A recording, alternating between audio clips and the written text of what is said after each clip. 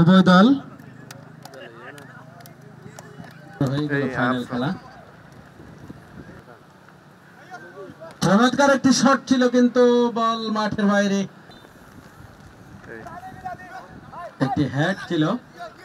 অভিজ্ঞ গোলরক্ষক নিশান কিন্তু দক্ষতার পরিচয় দিচ্ছেন মাঠে, আমরা দেখতে পাচ্ছি।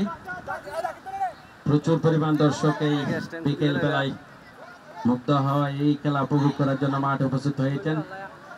আবার একটি শট ছিল কিন্তু দেওয়াল তাকে এবং চমৎকার ভাবে একটি শট করে সরাসরি প্রতিপক্ষের জালে। সম্মানিত চেয়ারম্যান জনাব মঞ্জুরুল করিম উপস্থিত আছেন, টর্টিস এফসি প্রেসিডেন্ট তাকে তো দেখে নিচ্ছেন, দিয়েছেন বিপক্ষ দলের একজন খেলোয়াড়কে।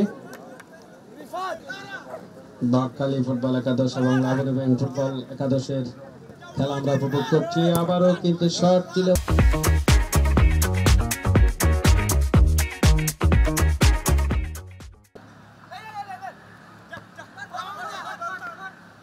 উত্তেজনা মুহূর্তে আমরা দেখতে পাচ্ছি এই মুহূর্তে।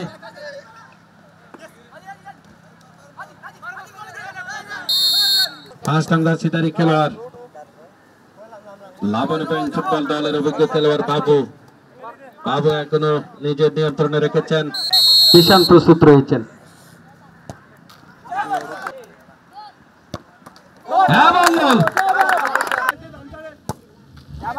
এবং গোল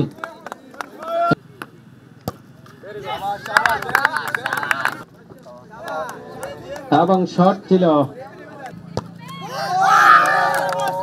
এবং গোল গোল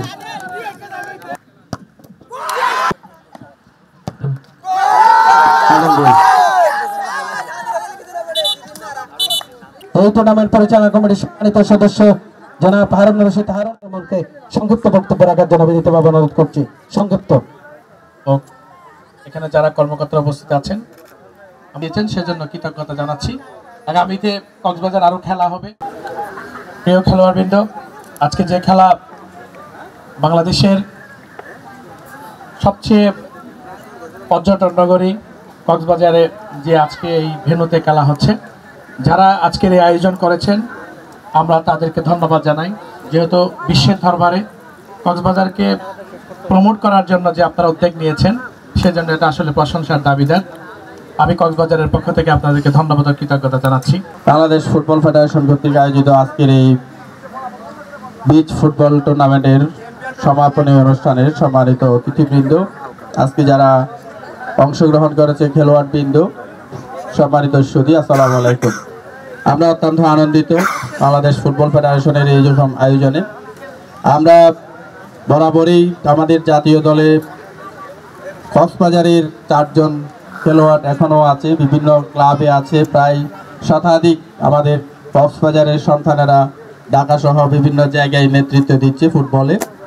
তারই ধারাবাহিকতায় আমাদের এই আয়োজন। আমরা শুধু খেলোয়াড় তৈরির ক্ষেত্রে নয়, আয়োজক জেলা হিসাবেও বিভিন্ন জায়গায় বিভিন্ন ইভেন্ট আয়োজন করে থাকি। আমরা যে কোনো আয়োজনে কক্সবাজার জেলা প্রশাসন, জেলা ক্রীড়া সংস্থা, জেলা ক্রীড়া অফিস সবসময় সহযোগিতা করবে। কক্সবাজারে প্রতিনিয়ত বিচ ফুটবল হয়, প্রতি বছরই হয়, কিন্তু আমরা আসলে স্থায়ী কোনো মাঠ আমাদের থাকে না কোনো সময়। আজকে এই জায়গায় তো, কালকে ওই পয়েন্টে, পরশুদিন কলাতলি পয়েন্টে। আমি চাচ্ছি যে যেহেতু বাফুফের এখানে অনেক উচ্চপদস্থ কর্মকর্তারা চলে আসছেন, মঞ্জুর করিম ভাই, শাহিন ভাই, আমি চাচ্ছি ওনাদের মাধ্যমে বাফুফের একটা স্থায়ী মাঠ কক্সবাজারে বিচে হোক, যেটা স্থায়ী মাঠ হিসাবে বিচ ফুটবল স্টেডিয়াম মাঠ হিসাবে থাকবে, যেখানে প্রতিনিয়ত বাফুফের আন্ডারে টুর্নামেন্ট সহ স্থানীয় যে কোনো টুর্নামেন্ট সেখানে হবে। আর আমরা কক্সবাজারের ছেলেরা বিচ ফুটবলকে নিয়ে পর্যটন সেক্টর ডেভেলপ করার জন্য আমরাও যাতে ভূমিকা রাখতে পারি, প্রতিদিন ওই মাঠে আমরা প্র্যাকটিস করব বিচ ফুটবলকে প্রমোট করার জন্য, বাংলাদেশকে আরও উন্নত লেভেলে নিয়ে যাওয়ার জন্য বিচ ফুটবলের মাধ্যমে আমরা যেন একটা স্থায়ী মাঠ পাই।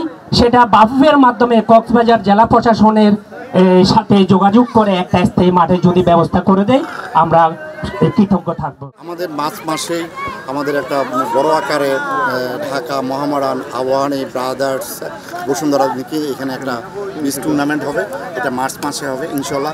এরপরে তখন আমাদের প্রেসিডেন্ট আসবেন, তাবিদ আওয়াল সাহেব আসবেন।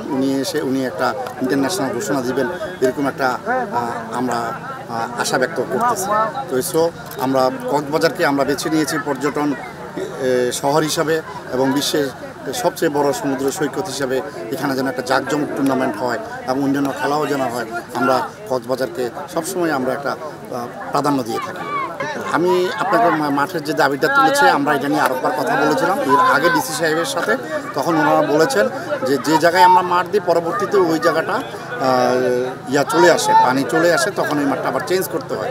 তো সেটা আমি এখানে জেলা প্রশাসক মহোদয়ের সাথে কথা বলেছি, ওনাকে খুব আন্তরিক মনে হয়েছে এবং স্পোর্টসের জন্য খুবই আন্তরিক। দেখি এই ব্যাপারটা ওনার সাথে আমি ব্যক্তিগতভাবে এবং আমার প্রেসিডেন্টকে আমি ব্যাপারটা অবহিত করব। 25 উপলক্ষে আয়োজিত বিচ ফুটবল উৎসবের চ্যাম্পিয়ন দল ভাগখালী ফুটবল একাদশ, তাদেরকে আসার জন্য অনুরোধ করছি।